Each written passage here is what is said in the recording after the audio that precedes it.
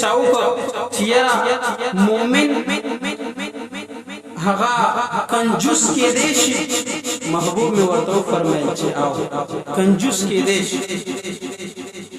بیا دې تاسو شو بیا مومن بوزدل کې دی شي بیا بوزدلم کې دی شي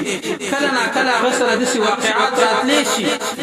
بیا دې تاسو شو محمد علیه الصلاۃ والسلام لا بیا مومن دروغجن کې دی شي نو محمد علیه الصلاۃ والسلام فرمایي مومن مسلمان چې د محمد علیه الصلاۃ والسلام فرمایي چې زما امتی دروغجن نشي کېدی په یو حالت کې زما امتی دروغجن نشي کېدی په هر حالت کې هغه رښتیا خبره کوي نو معزز چې کوم انسان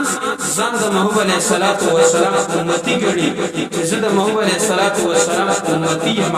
نو هغه انسان هغه دروغجن نشي کېدی